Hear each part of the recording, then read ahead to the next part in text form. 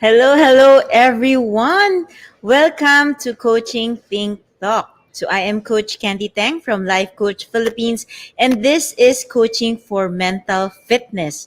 So this coaching conversation is for individuals who wants to become mentally fit so they can be empowered to take full responsibility and accountability with their decisions in life regardless of their mental condition. And my mission is to empower 1 million individuals to become mentally fit so they can courageously journey outside of their comfortable lifestyle towards the recovery of their broken name, broken identity, and broken dreams so that they can design and truly live a life of stewardship.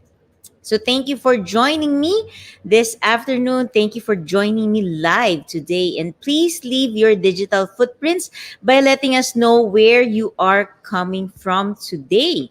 And please do tag a friend and circulate this video to help us reach more individuals who might be in need of what I'll be sharing for you this session. And you may, of course, also give shout outs to people you want to greet and reach out with some inspiring message. So if you are watching this on a replay, please do comment hashtag replay. So I am streaming via FB page of Life Coach Philippines and YouTube channel Coach AI-Connect.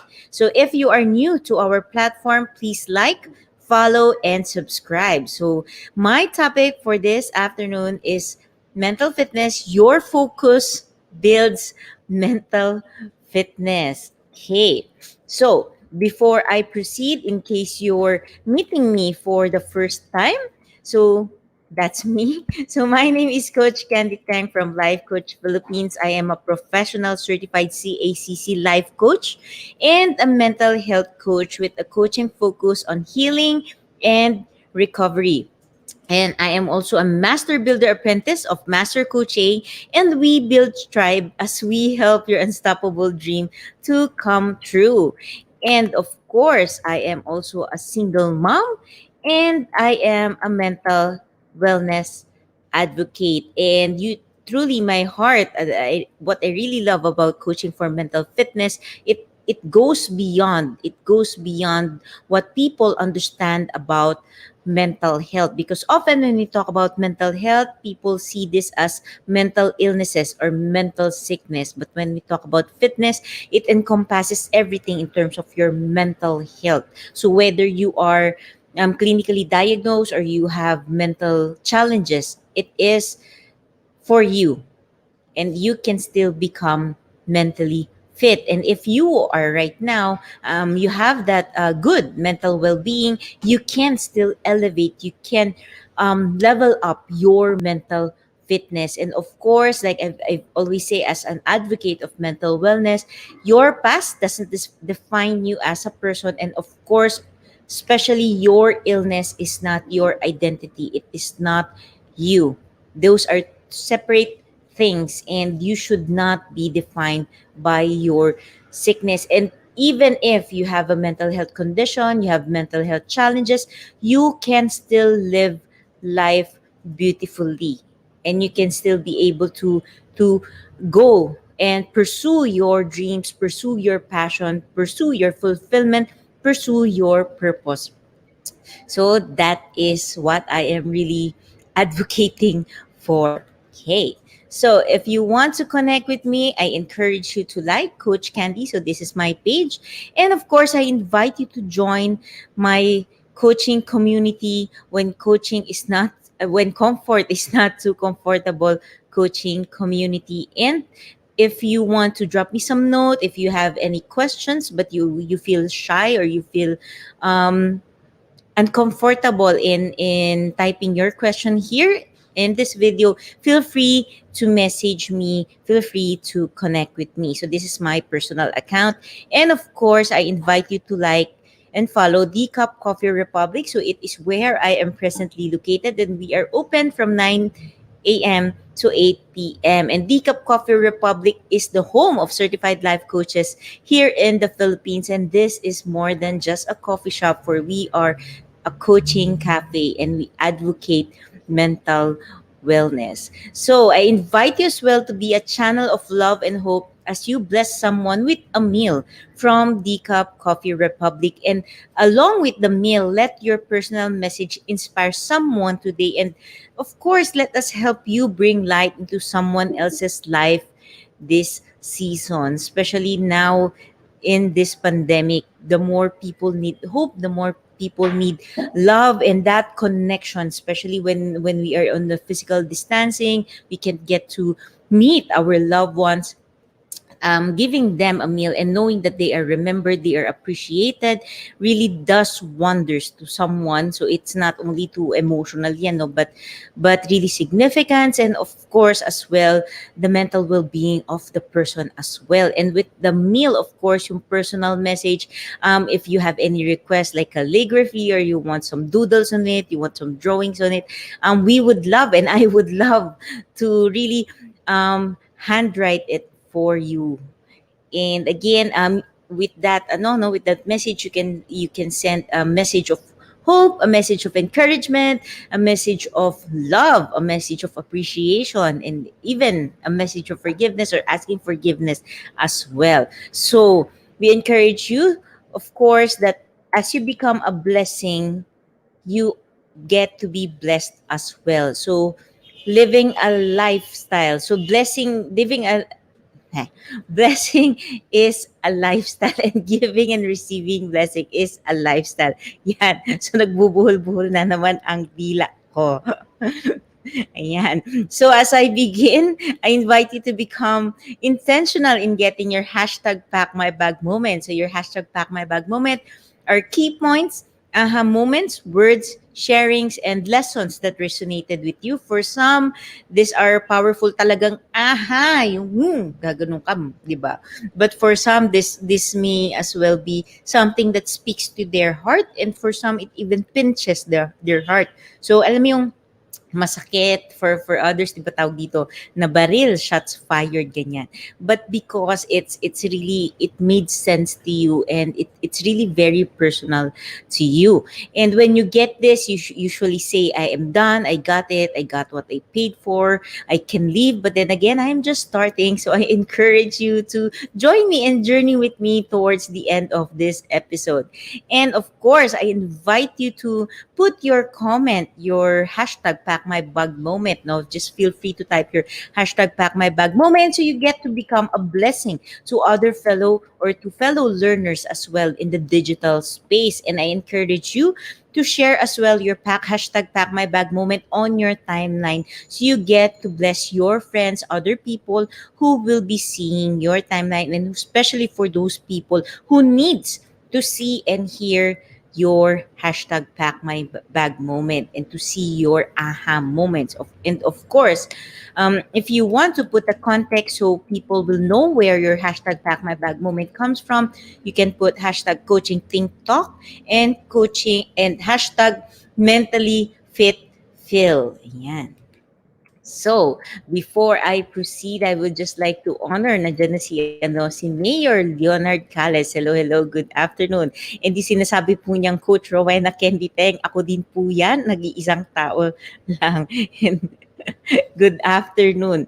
So, before I begin and before I talk about focus, your focus as it builds your mental fitness, let's first get into a clear picture of what mental health is and what mental fitness is.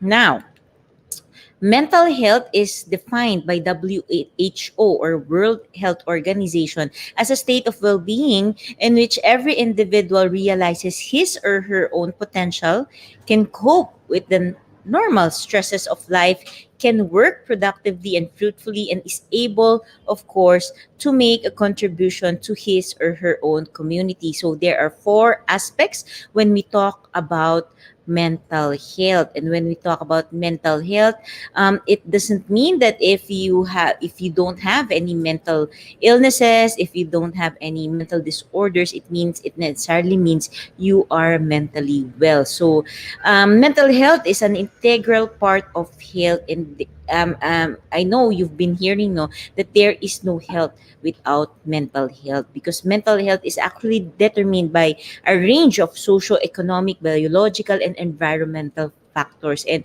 your mental health includes your emotional, psychological, and social well-being. So it affects how you think, how you feel, and how you act. And it also determines how you will be able to handle stress, how you relate to others, how you build relationship, how you make choices. So as you can see, mental health is truly important at any stage of our life. So it is there to stay even until the day we die. So doon lang siya matatapos, no, pag wala na tayo. But as long as we are living, mental health is there and it is very crucial. Okay. So, now, what is mental fitness? Ayan. So, if you see me looking here, it means I'm looking at the screen. Okay. So, mental fitness is exercising different areas of your mind to keep them in shape as an athlete would do to his body to be competitive. So, usually, di ba, ang athlete, they have a body to maintain, a physique to maintain in order for their performance, no? For them to perform. So, just like in like just like being an athlete, when you talk about your mental fitness, you want to be really able to build your fitness, your mental muscles, in order for you to perform as well. And mental fitness is your ability to cope with obstacles and stimulus in your daily life. So whatever life presents at you, you'll be able to cope it, and you will be able to hurdle through the obstacles. And mental fitness is training that you use to prepare you for your path, and involves the physical actions you need to take. So mental fitness of course involves as well your path, meaning yung goals mo sa buhay mo. It involves the what you really want to do, what you really want to achieve, and it of course it also talks about the actions that we need to take. So when we talk about mental fitness, there has to be a form of action. Hello, Coach Tin. Magandang afternoon. And of course, your mental fitness is a system for strengthening and expanding your mind in order to improve your mental habits, thereby, of course, significantly improving your chance of success and happiness in life. Now, if you really want to work on success, if you want success in your life, if you want happiness in your life, if you want joy in your life, if you want peace in your life, it is very crucial for you to be able to build on your mental fitness. And building mental fitness means you have to put systems in place in order to keep on growing your mental muscles. So mental fitness is about strengthening the neural pathways that lead to the, of course, most realistic and objective thoughts. And it's about breaking patterns so that you experience more in your life. You experience more positive emotions, you experience more growth in your life, you experience advancing in your life instead of staying in your comfort zones. And there's so much more in mental fitness. Now, I'd like to present this picture to you. Now, when you see this picture, what comes into your mind? Yeah. Again, feel free to share with me what comes into your mind when you get to see this picture. Yeah. Or even, ano, no, since it's made of so many words, um, really, what word resonated with you as well? Or ano yung unang-unang nakita, ano?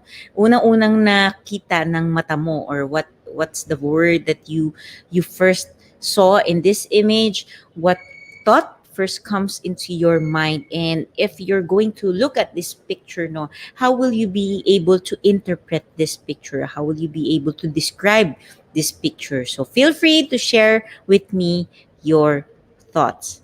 Now, we are living in a fast-paced world where changes keeps constantly happening. Where, of course, since there are so many things that are happening around us, of course, we can get distracted easily by a lot of things every day, and you can try everything, and alam mo yun, parang sa dami-dami ng pumapasok sa isip mo, parang ang dami-dami mong gustong gawin at dami mong kailangang gawin.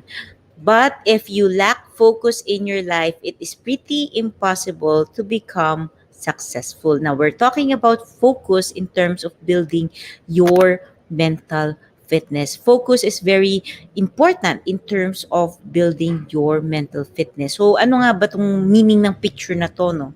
Well, technically, what I really want to communicate here is that the word focus. Since focus talaga yung topic natin, no, you can see that the most prominent there is focus.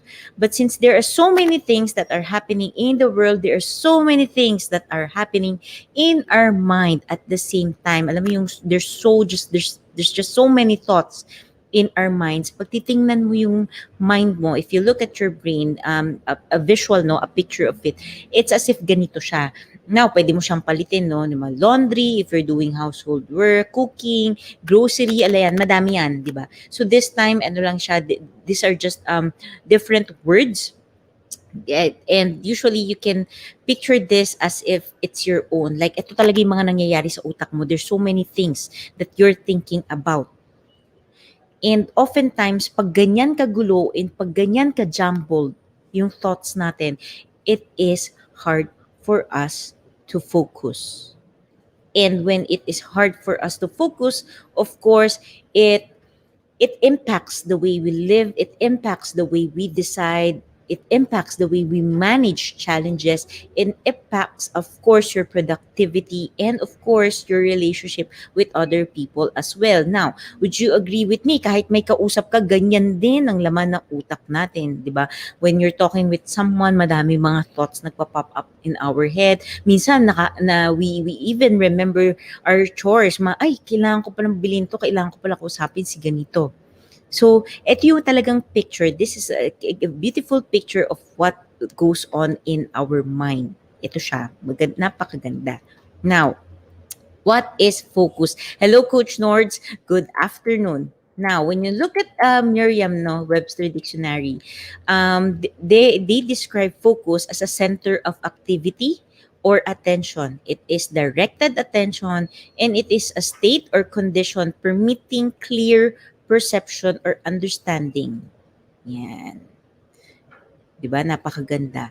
So, if you can see, no, from from here, if you're able to really focus on something and get out all these distractions, eventually your mind will be left with this. And this is what we and this is precisely what focus is, because focus involves the ability to pay attention to things that will help and avoid distractions that will hurt you. And focus is, of course, is very important because it is the gateway to all thinking: perception, memory, learning, reasoning, problem solving, and decision making. And without good focus, all aspects of your ability to think will eventually suffer. And without focus, you won't be as effective in whatever you are doing, be it in work, be it in relationship,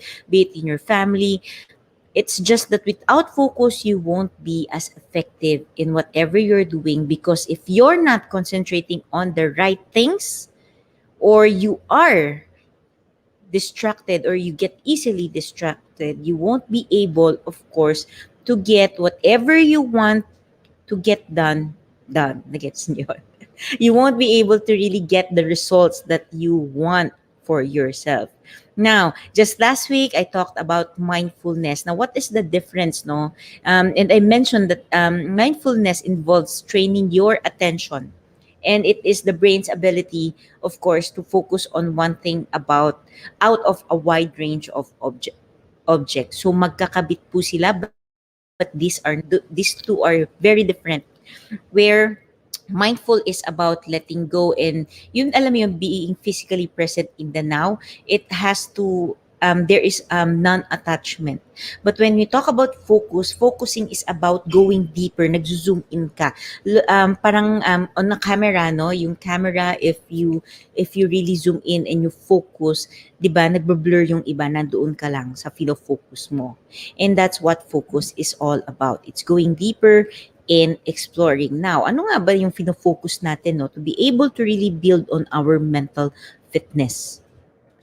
Now, before I proceed, I really want to present this picture again because this is very important, because oftentimes we experience this, that your body is present but your mind is not there.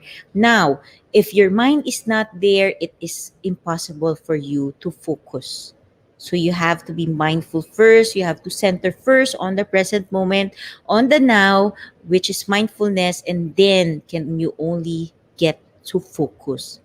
And scientists have discovered that the more our thoughts wander, the greater chance we have of being unhappy. And when we keep thinking about something bad that happened in the past, we could become depressed. We could become depressed. And if we keep worrying about something bad that can happen in the future, we could become anxious. And being depressed and anxious occurs when our thoughts take us away from what is happening right now into either the past or the future, or kung makulit or cute yung utak natin, no, ibig sabihin masyado siyang alam yon, I don't know if it's just me or you also experience this, no.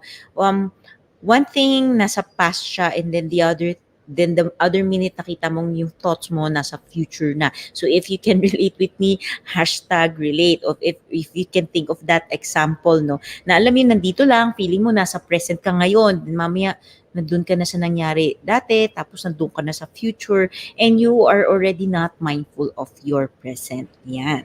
So again, mindfulness involves training your attention to stay in the present moment rather than allowing or following your thoughts into the past or the future.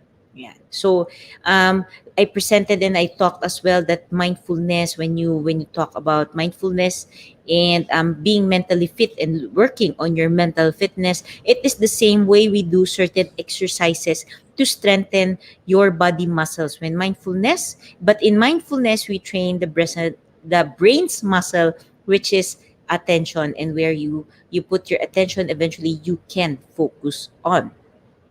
So mindfulness again is about being aware of what is happening now without getting lost in all of the thoughts. So like just like the picture that I presented you dito, di ba ang dami-daming words, ang dami-daming thoughts. So with everything that is happening in our mind, when you talk about mindfulness, nandoon siya. When you talk about, kunyari, gusto mo mag-focus sa focus na word, nandoon siya sa focus.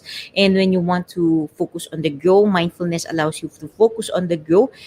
Mindfulness allows you to see the grow, and alam mo yun, nakikita mo, you are aware of the other words, but you are on the grow. And when you want to think about na focus, you want to zoom in to grow. What are the things that you can do to grow? Mga ganyan. Okay? So mindfulness is a mental skill that you can develop through practice, and as well, focus is. Yan. Okay. Yes, si Coach Nord sabi niya, stay in the present moment. Hello, Coach Rog, na napakalapit. Magandang hapon. Now, imagine that this is your brain talking. Di ba, I shifted here, the picture here, I shifted it here. Imagine if this keeps happening inside your head, each and every single moment, each and every single day. Ano sa tingin mo yung mangyayari kay brain? Ito na si brain. Now, if you can picture your brain talking, can't concentrate, maybe you're giving me too much to think about all at once. Ayan, yung masyado ng cluttered, masyado ng madaming isip si brain. Everything is just happening all at the same time. And of course, eventually, your mind becomes overwhelmed, your minds become, nag-overload siya do. And alam mo yun, especially if very erratic yung thoughts, mabilis talaga siya nag-shift.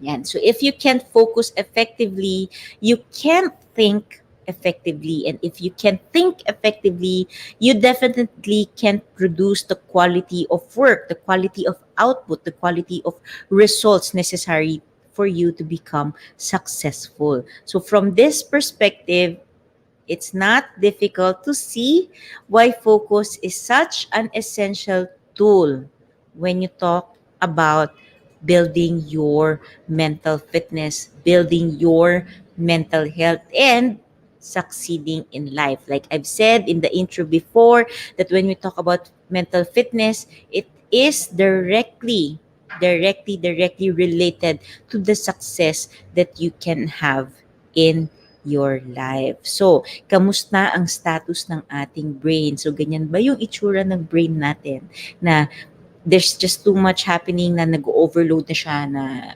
pagod siya. And it's hard for you to be able to concentrate. Now, ito na yung focus, di ba? What you focus on will grow. Now, if you ever heard this no, this saying, energy flows where the attention goes. So when you focus on something, it is what expands. So it's the same thing. And when you get to focus on the negative, it is what will expand in your life. Yun yung magma-magnify in your life. If you keep on focusing on things that are not working, then technically, di ba, madami din talagang makikita and things will not work out for you as well. So when you talk about building your mental muscles, your mental fitness, is instead of focusing on things that is not working, that will not work, you get to shift and focus on the things that will work. When you want to focus on of course, oftentimes we have this negative thoughts. When we focus on the negative thoughts, of course, laging yun yung mag-amplify sa life natin. Now, you want to be able to shift the focus now to the positive ones that you have in your life. Now, yung muscles nagbi-build siya. If you're someone who's very used to not thinking about what's not working, what will not go well, what ano pa ba, the things that can go wrong, and the mga negative. If you're someone no, who's really used to it, it takes time, it is a process, it takes practice, it takes intentionality to be able to shift, to be able to move your focus from something that's negative, something's not working, to something that is positive, and to something that you can do to work. And doon nagbe-build yung muscles. So if you catch yourself na you think of the negative, and then natandaan mo na you become suddenly aware na nag-iisip ako ng negative, then you shift it, you focus on the positive, and then nag-shift back siya ulit sa negative. Be kind, be kind, be kind. It is a process. It takes intentionality, and that is the process of building the muscles. That as you continuously focus and intentionally really focus on the positive, doon nagbi-build yung muscles natin in our mind. So, to sustain your focus, to become more productive, and to be able to achieve your dreams, you have to keep working on it. No matter ano siya, hindi naman perfect, no? There are days that it's just not your day, but you can still shift your focus. You can still move your focus into something that will work for you. But then again, you have to keep working on it. Alam mo yun, pag repetition siya ng exercise, di ba? If you're doing an exercise, a movement, it's repetition. Repetition counts. So keep working on it, and in the end you will eventually get better on it. And eventually, as you keep on building your focus, as you keep on building your mental fitness, you will also get better opportunities, and you will get more satisfaction in your life choices, and of course in your life generally. So the benefit you will experience, of course, will be determined by your commitment and your practice. So it's very, very important to keep on practicing. So, saan nga ba tayo dapat nag-focus when we want to be able to build your mental fitness, no? Because when you build your mental fitness, you want to have a state of mental well-being. Meron ka talagang ginugusto na mental well-being. So, of course, what we can focus on is what you can control. So, being more focused means being able to pay attention to your plan, and to yourself, no? Kasi you are the only one that you can control, and you really cannot control other people. So there are so many distractions in our life. Alam mo, yung madami talaga dumadating na distractions.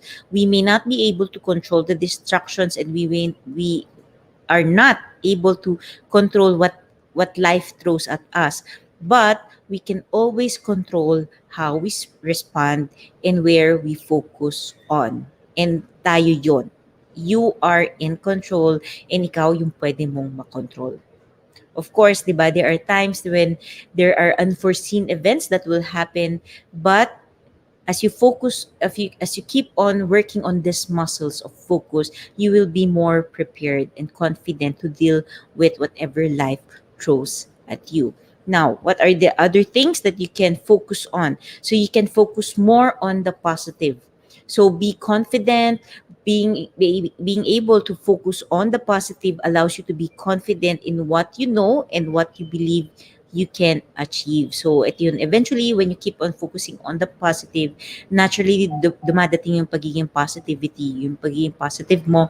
And naturally, as you keep on growing that muscles, yung brain muscles mo, yung mental fitness mo is being geared towards being more optimistic, and being more optimistic and positive you will be able to underpin your goals. So your psychological state will drive your determination that will enable you to achieve your aspirations. So yun talaga siya. As you continue to build that muscles, your psychological state mo as well becomes stronger. Another thing that you can focus on is focus on developing a better understanding of yourself. So you get to focus on yourself, focus on your growth, focus on diving deep. Diba? Sabi nga natin, yung focus is really diving deeper. Dive deep within yourself. Encounter yourself more. Allow yourself to grow. When you talk about growth, talaga internal growth, development, and the pursuit of your plan, of your fulfillment, of your significance, of your purpose. And as you continue doing this, as you get to continue diving in and focusing on developing yourself as well, you get strengthened as a person. And allowing you to be able to focus on yourself allows you as well to be able to explore different skill sets, different talents, and eventually as you continue to develop this, even if things doesn't go your way or your plans doesn't go accordingly, you will be able, alam mo, automatically your mind will be able to see the lessons in whatever happens to you, or whatever that happens to you. It can look for the lesson instead of the mistakes. You get to learn from the lessons, and you get to consider as well learning, kasi there's continuous growth. Nandoon yung the tawag dito, yung fire, yung zest mo for learning, eventually it just emerges, 'di ba? Nag-i-strengthen kasi siya. And eventually, this is very very beautiful because as you keep on learning, you get to become stronger as well in terms of your psychological state, emotional state, yan, lahat ng state natin. And of course, the last one that I want to share with you is to focus on solutions instead of problems, because oftentimes, especially this pandemic, we are hit with so many challenges. We are hit with different kinds of problem. We are hit with different kinds of situations. But the more, again, no, kung saan nakafocus yung focus mo, or your attention, kung nasaan yung attention mo, yun yung nagma-magnify. So if you keep on focusing on the problems, you get to only magnify the problems. But when you get to focus on the solutions, magma-magnify yung solutions, and then when you look at the problem, maliit na lang siya compared the solutions that you will be getting and that you will be discovering. Now, focus is very important in terms of building your mental fitness, because focus helps you change your life. Where you focus on, there the energy flows, and where you focus on, it naturally magnifies. So if you want more goodness in your life, focus on the goodness. If you want more strength, focus on developing your strength. If you want more in terms of mental fitness, then really focus on what can give you that mental fitness. So focus can change your life dramatically. And when you focus on your life to make it better, it will start to get better eventually. But then again, focus takes intentionality. As it is said, no, I would like just to share this. The secret of change is to focus all your energy not fighting the old, but building the new. So, focus gives you more opportunities in life. It allows you to discover more opportunities in life.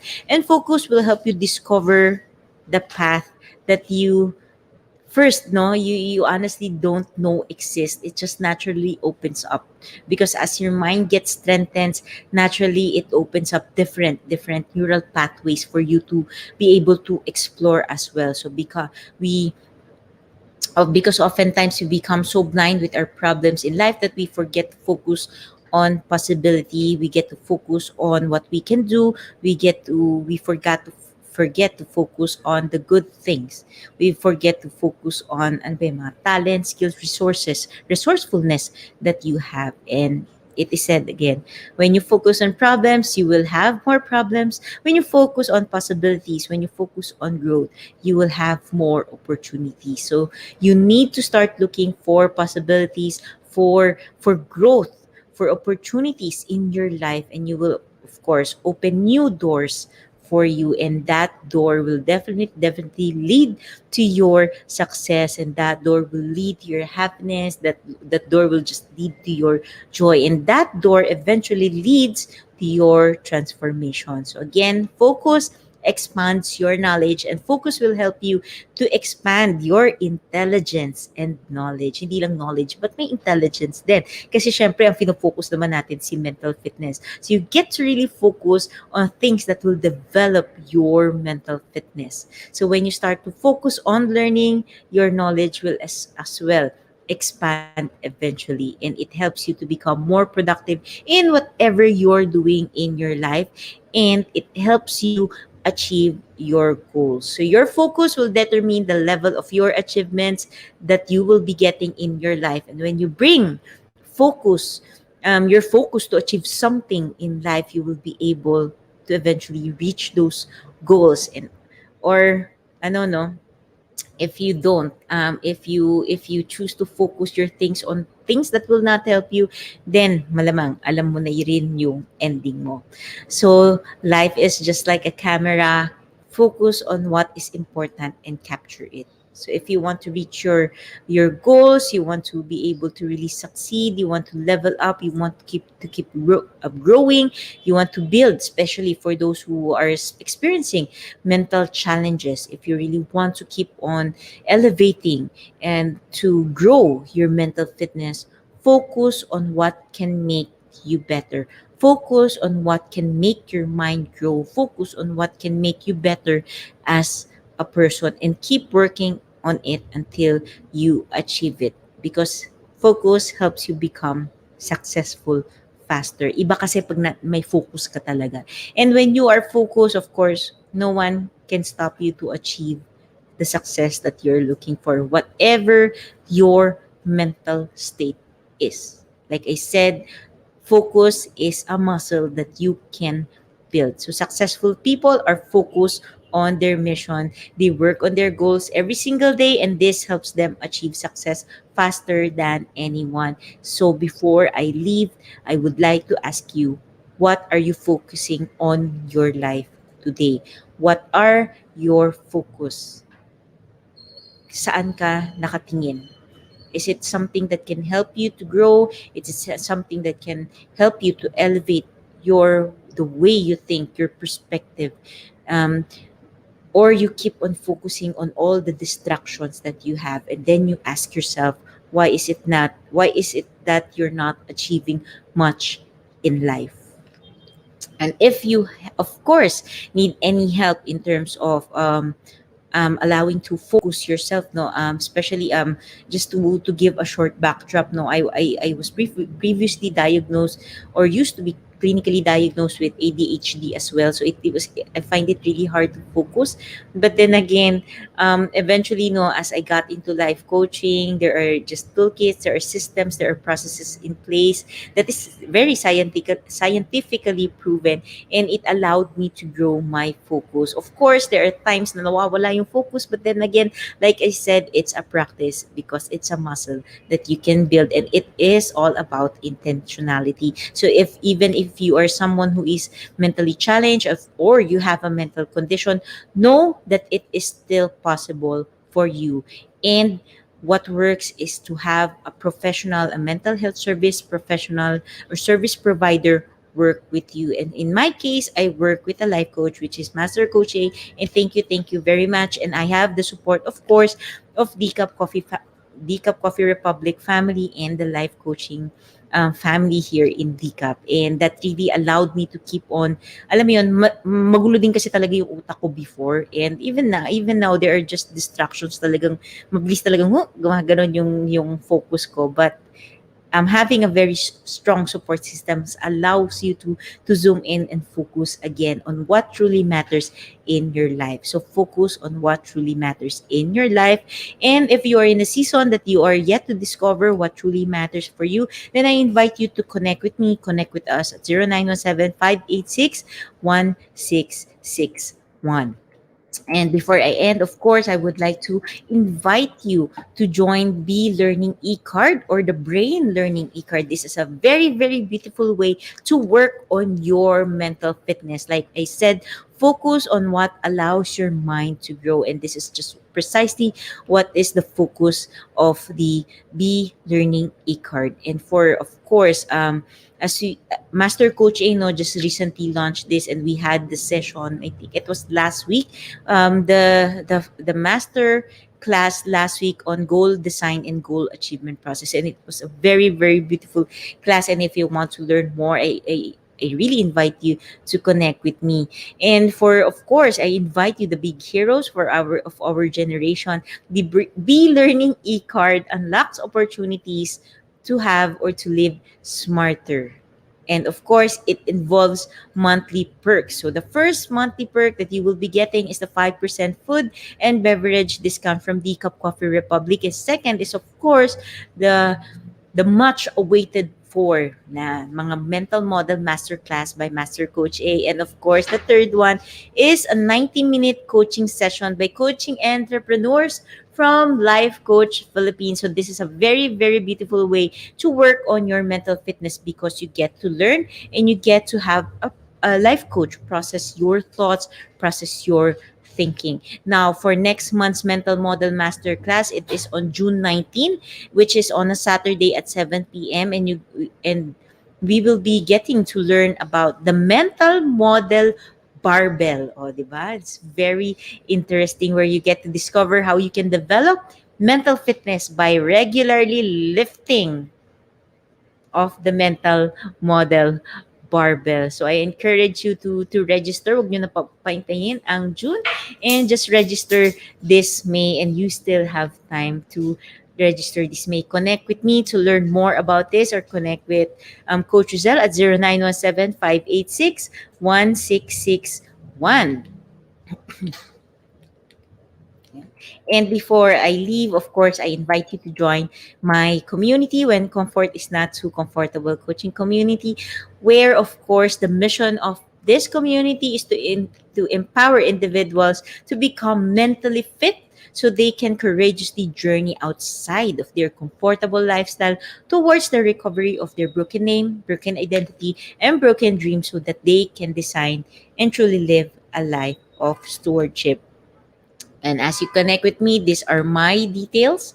Okay. And as you connect with me, I would really love to share with you this two worksheets, self-care checkup worksheet and the mindset checkup worksheet, where you get to really discover where you are in your journey, so you can elevate, that you can build on your mental fitness. Kasi syempre, you cannot build on your mental fitness if you do not know where you are coming from.